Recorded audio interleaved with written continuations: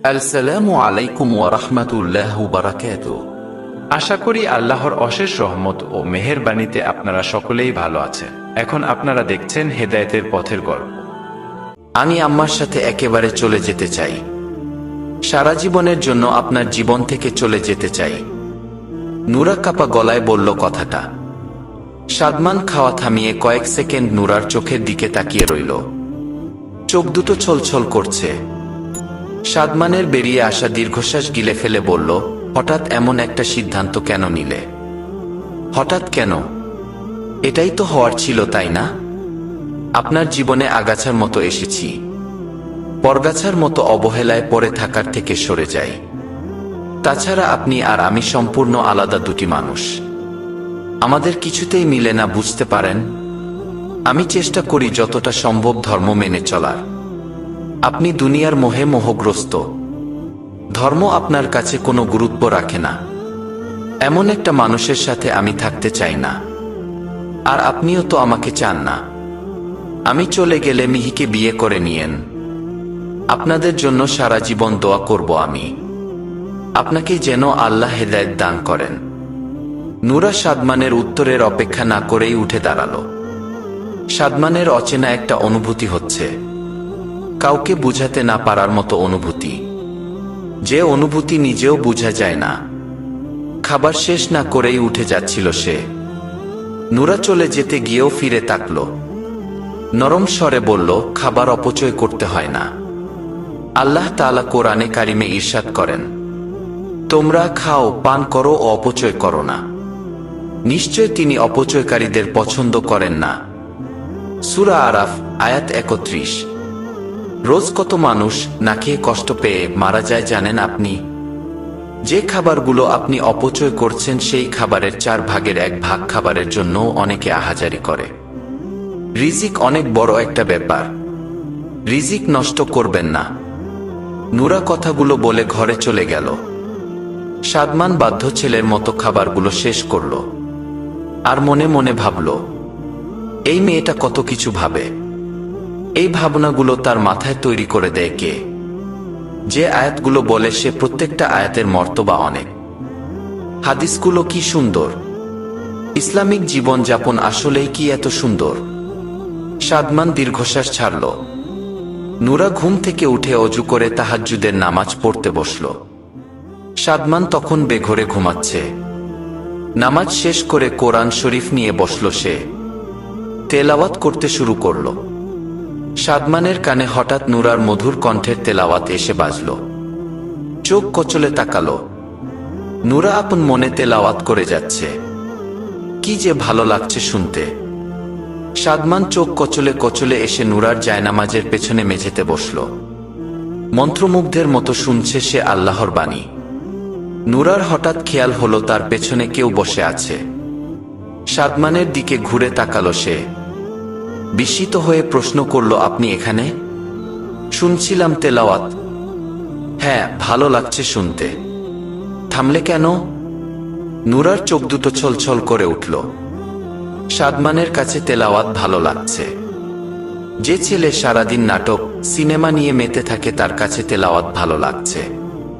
নূরা কোমল কণ্ঠে বলল, একটা কথা বললে রাখবেন? কি? আমি তো চলে যাব, কিন্তু আমার সারা জীবনের একটা আফসোস থেকে যাবে। আমি আপনার সাথে 2 রাকাত নামাজ পড়তে পারলাম না। পড়বেন আমার সাথে 2 রাকাত নামাজ? সাদমান আমতা আমতা করে বলল, অনেক দিন নামাজ পড়া হয়নি। আমার ভুল হতে পারে। কিভাবে পড়ব? ফাতেহা সহ কয়েকটা সূরা পারেন তো? হ্যাঁ পারি। আমি শিখিয়ে দিচ্ছি। আপনি অজু করে আসেন। সাদমান অজু করে এলো। নূরা নিজ হাতে সাদমানের ট্রাউজারটা গুটিয়ে টাকনুর উপর ভাঁজ করে দিল। সুন্দর করে সব শিখিয়ে দিল সাদমানকে। সেই অনুযায়ী পাশাপাশি দাঁড়িয়ে দুজন নামাজ পড়ল। মধ্যরাত শহর যখন নিস্তব্ধ, তখন দুজন স্বামী স্ত্রী একসাথে নামাজ পড়ছে। এর থেকে সুন্দর দৃশ্য হয়তো আর কিছু নেই। নূরা মোনাজাত করার জন্য হাত তুলল। ফুপিয়ে কেঁদে উঠল সে। সাদমানও দুহাত তুলল আল্লাহর দরবারে। নিঃশব্দে ফরিয়াদ করল, হে আল্লাহ, নূরার জীবনের সমস্ত কষ্ট দূর করে দাও। মেয়েটার জন্য যেটা ভালো সেটাই তুমি তাকে পাইয়ে দাও, সে যেন খুব সুখী হয়। আমার মতো পাপীকে এই পবিত্র আত্মার জীবন থেকে সরিয়ে দাও, সব মায়া কাটিয়ে দাও, আমার বুকের ভিতরের অদ্ভুত কষ্টগুলো দূর করে দাও, আমি যেন নুরাকে সহজভাবে মুক্তি দিতে পারি। সকালবেলা নুরা মিসেস লিপি আর হক সাহেবের জন্য চা নিয়ে তাদের ঘরে গেল। সালাম দিয়ে ঘরে প্রবেশ করল সে। হক সাহেব প্রতিদিনের মতো চায়ে চুমুক দিয়ে প্রশংসা করলেন। নুরা দুজনকে উদ্দেশ্য করে বলল, বাবা মা, আমি একটা অনুমতি চাই আপনাদের। লিপি বললেন, কিসের অনুমতি? আমি আম্মার সাথে চলে যেতে চাই। লিপি আর হক সাহেব একে অপরের দিকে এক পলক তাকালেন, তারপর লিপি কথা বললেন, ঠিক আছে, ঘুরে এসো। বিয়ের পরে তো আর যাওনি তুমি, আমাদের আপত্তি নাই। হক সাহেবও সম্মতি দিয়ে বললেন, কিন্তু তাড়াতাড়ি চলে আসা চাই মা। তোমার হাতে রোজ এই চাটা না খেলে তো আমার সকালই শুরু হয় না। তুমি ঘরে না থাকলে ঘরটাই অন্ধকার লাগে। নুরার খুব বলতে ইচ্ছে করল বলতে যে সে একেবারে চলে যেতে চায়, তবুও মানুষগুলোর হাসিখুশি মুখটাতে বিষাদ দেখতে ইচ্ছে হলো না আর তার। নিঃশব্দে মাথা নাড়াল। লিপি বললেন, আজকে একটু বের হও তোমরা, কালকে তো আলে আপা চলে যাবেন, এখন তুমিও যেহেতু যাবে, সাদমানও তো যাবে, আজকে কিছু কেনাকাটা করে আনো তোমার মা আর নোহার জন্য। নতুন জামাই শ্বশুর বাড়ি প্রথমবার খালি হাতে যায় না, এসব কুসংস্কার মা। তাছাড়া উনি যাবেন কি না আমি জানি না। লিপি ভ্রুকুচকে বললেন, আমার কথা শুনো, বেশি কথা বলবে না। বিয়ের পর থেকে তোমার মা বোনকে আমাদের তরফ থেকে কোনো উপহার দেয়া হয়নি। সাদমানের উপর কি ওনাদের হক নাই? নুরা আর কিছু বলল না। লিপি নুরার পায়ের দিকে তাকিয়ে আঁতকে উঠলেন, এ কি অবস্থা তোমার জুতাটার? ছিঁড়ে যাচ্ছে অবস্থা। আজকে তুমি জুতাও কিনে আনবে, নিজের জন্যও কিছু কিনবে, সেই পুরনো জামাগুলোই পরে চলেছ তুমি। লিপি সাদমানকে ডাক দিলেন। সাদমান আসতেই বললেন, নুরাকে নিয়ে শপিংয়ে যাও, আলে আপা আর নোহার জন্য জামা কাপড় নিয়ে এসো। আর নুরার ঘরে পরার জামা জুতা পুরনো হয়ে গিয়েছে, এগুলো কিনে দিবে। সাদমান কেন জানি কোনো আপত্তি করল না, শুধু বলল, আমার পিয়েকে একটা কল করে আসি, নুরাকে বলো তৈরি হতে। শপিং মলে একটা জুতার দোকানে ঢুকলো তারা। নুরা কিছু জুতা দেখছে, সাদমান কয়েক হাত দূরে দাঁড়িয়ে আছে। নুরা বসে একটা জুতা পরে দেখার চেষ্টা করতেই দোকানদার ছেলেটা ছুটে এলো। জুতাটা নুরার হাত থেকে নিয়ে বলল, আমি পরিয়ে দিচ্ছি ম্যাম, এই জুতাটা এভাবে পরে। দোকানদার নুরার পায়ে হাত দেওয়ার আগেই সাদমান এগিয়ে এলো। লোকটার হাত থেকে টান দিয়ে জুতাটা ছিনিয়ে নিয়ে বলল, আমি দেখছি, আপনি যান। লোকটা চলে যেতেই সাদমান হাঁটু গেড়ে মেঝেতে বসে নুরার পায়ে জুতাটা পরিয়ে দিল। নুরা মন্ত্রমুগ্ধের মতো তাকিয়ে রইল শুধু। এই যত্নগুলো মনে থাকবে তার, সাদমানের জীবনে সে না থাকলেও। কেনাকাটা শেষ করে গাড়িতে উঠে বসল দুজন। সাদমান র্যাপিং পেপারে মোড়ানো একটা গিফট নুরার হাতে দিয়ে বলল, এটা আপনার জন্য, কালকে তো চলে যাবেন, আর কখনো হয়তো দেখা নাও হতে পারে, একটা অন্তত স্মৃতি থাকুক আপনার কাছে আমার দেয়া। নুরা ব্যাগ থেকে একটা হাদিসের বই বের করে সাদমানের হাতে দিয়ে বলল, এটা কিনলাম আপনার জন্য, যদি কখনো অবসর সময় পান পরে দেখবেন। সাদমান মাথা নাড়াল। নুরা শেষবারের মতো বাসার সব কিছু গুছাচ্ছিল। সাদমানের ঘর গুছিয়ে সুহার ঘরে আসলো সে। সুহা বাসায় নেই। নুরা বিছানা গুছাতে গিয়ে সুহার একটা খুবই ছোট পোশাক পরা ছবি পেল। নুরা মনে মনে আস্তাগফিরুল্লাহ পরে ছবিটা ড্রয়ারের ভিতরে রেখে দিল। ততক্ষণে সুহা এসে পড়েছে। নুরাকে তার ঘরে দেখেই রেগে গেল। কড়াভাবে বলল, আমার ঘরে তুমি কি করছো? নুরার সরল স্বীকারোক্তি, ঘরটা গুছাচ্ছিলাম। কোনো দরকার নেই, যাও এখান থেকে। নুরা ভয়ে ভয়ে বলল, একটা কথা বলি সুহা, তাড়াতাড়ি বলে বিদেয় হও, এরকম ছোট জামা কাপড় পরা ঠিক না। সুহা বিদ্রুপ করে হাসল। হাসতে হাসতে বলল, ফ্যাশনের তো কিছুই বুঝো না, ভূতের মতো ড্রেস পরে থাকো, আমাকে জ্ঞান দিতে এসো না। আমার বয়ফ্রেন্ড এর থেকেও ছোট জামা কাপড় পছন্দ করে। তোমার বয়ফ্রেন্ড আছে? থাকবে না কেন? এই যুগে এমন কোনো মেয়ে আছে যার বয়ফ্রেন্ড নাই? নূরা দীর্ঘশ্বাস ছাড়ল। তোমার বয়ফ্রেন্ড বলে এই ধরনের জামা পরতে? হ্যাঁ বলেই তো। তার জন্যই তো আমি এসব পরি। তোমার বয়ফ্রেন্ড তোমাকে সত্যিকার অর্থে ভালোইবাসে না। পাগলের মতো কি যাতা বলছো তুমি? পাগলের মতো কথা না। ভেবে দেখো, আমরা যে জিনিসটা পছন্দ করি, মন থেকে ভালোবাসি, সেই জিনিসটাকে খুব যত্ন করে লুকিয়ে রাখি আমরা। যে খাবারটা ভালো সেটা ঢেকে রাখি, কারণ ঢেকে রাখা খাবারটাতে মাছি বসে না, নষ্ট হয় না। সে যদি তোমাকে ভালোবাসতো, তবে তোমার শরীর ঢেকে থাকে এমন পোশাকে পছন্দ করত। চাইতো না অন্য কেউ তোমাকে এমন পোশাকে দেখুক। কিন্তু সে তো তোমাকে খোলামেলা রাখতেই আনন্দ পায় বেশি। তাহলে এটা কিসের ভালোবাসা? তার কাছে আসলেই কি গুরুত্বপূর্ণ তুমি? চুপ করো তুমি। যাও গিয়ে ভাইয়ার ব্রেইন ওয়াশ করো, আমার না। গেও ভূত যত সব। নূরা আর কথা বাড়ালো না, সুহার ঘর থেকে বেরিয়ে এলো। রাতের খাবারে নূরা সবার পছন্দ অনুযায়ী রান্না করল।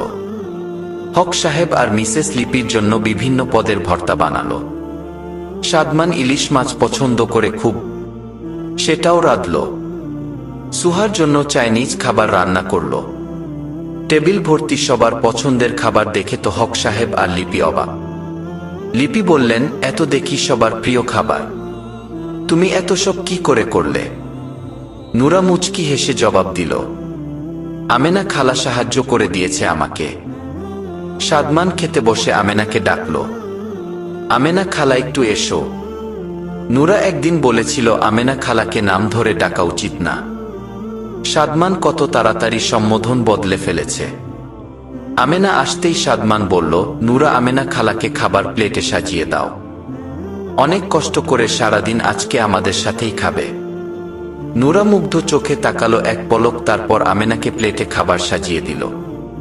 হক সাহেব আর লিপিও ছেলের আচরণে খুশি হলেন। সবাই খুব তৃপ্তি করে খেল। খাবার শেষে সুহা নূরাকে ডেকে নিয়ে গেল নিজের ঘরে। তারপর বলল, আমাকে একটু রান্না করে দিও একদিন, আমার বয়ফ্রেন্ড বাসার রান্না খুব পছন্দ করে। এত সুস্বাদু রান্না ওকে রেখে গলা দিয়ে নামছিল না। নূরা মাথা নাড়িয়ে ঘরে চলে এলো। সাদমান নূরার জন্যই অপেক্ষা করছিল। নূরা আসতেই বলল, চলুন বারান্দায় গিয়ে বসি, চাঁদ দেখতে দেখতে গল্প করব। কালকে তো চলেই যাবেন। নূরা সম্মতি জানালো। চাঁদের আলোয় বারান্দায় পাশাপাশি বসে আছে নূরা আর সাদমান। দুজনেই চুপ। বেশ কিছুক্ষণ থেকে এভাবেই নীরবে বসে আছে তারা। কেউ টু শব্দটি করছে না। সাদমান গল্প করবে বলে এখানে এসে বসলেও কথা আর হচ্ছে না দুজনের। এক দৃষ্টিতে দুজনেই চাঁদের দিকে তাকিয়ে আছে, শুধু একে অপরের নিঃশ্বাসের শব্দ শুনছে। নীরবতাই যেন আজকে কথক হয়েছে। নীরবতা ভেঙ্গে সাদমান বলল, নূরা, তুমি এই কয়দিনে আমার ভালো বন্ধু হয়ে উঠেছিলে। এমন একজন বন্ধুকে হারিয়ে ফেলছি আমি। আসলেই আমি দুর্ভাগা। নিজেই নিজের বন্ধু হয়ে উঠুন, তাহলে আর হারাতে হবে না। আমি খুব একা হয়ে যাচ্ছি নূরা। সময় থাকতে সত্যিকারের সঙ্গ খুঁজে নিতে শিখুন, না হলে একেবারে নিঃসঙ্গ হয়ে যাবেন। সেটা কি? নামাজ। নামাজের মাধ্যমে আল্লাহর সান্নিধ্য তালাশ করুন। কথাটা বলেন নূরা উঠে চলে গেল। সাদমান বসে রইল একা। নিঃসঙ্গ হয়ে যাওয়ার ভয় তার সারা শরীরে কম্পনের সৃষ্টি করল। আকাশের দিকে তাকিয়ে বিড়বিড় করে বলল, সাদমান হক নিঃশেষ হয়ে যাচ্ছে। তবে কি মিহির কথাই ঠিক হতে চলেছে। পরদিন নূরা তৈরি হয়ে নিল। বুকের ভিতর কোথাও একটা আশার সঞ্চার যেন এখনো হয়। মনে হয় কোথাও একটা পিছুটান আছে। কেউ একজন তাকে আটকে দিবে শেষ মুহূর্তে, সব অভিমান ভুলিয়ে দিবে। পরক্ষণে মনে পড়ে যায় সাদমানের সাথে থাকা সম্ভব না। সে বেনামাজি, আল্লাহ ভীরু না। এমন মানুষের সাথে থাকলে নিজের আমল, ঈমান ঝুঁকির মুখে পড়বে। নূরা চোখের কোণে জমে ওঠা পানি গড়িয়ে পড়ার আগেই মুছে নেয়। সাদমান নুরাকে আটকাবে, দূরে থাক। শেষ মুহূর্তে কথাও বলে না, নীরবে বাসা থেকে বেরিয়ে যায়। কিসের যেন ভয় তার। নুরার সামনে কথা বললেই যেন ধরা পড়ে যাবে সে, আটকে যাবে, আটকালেই যেন নিঃশেষ হয়ে যাবে। তো বন্ধুরা, গল্পটি কেমন লেগেছে কমেন্ট বক্সে আপনার মতামত জানিয়ে দিন। আর এই রকম সুন্দর সুন্দর গল্পের ভিডিও পেতে আমাদের চ্যানেলটিকে সাবস্ক্রাইব করে বেল আইকনটি প্রেস করে রাখুন।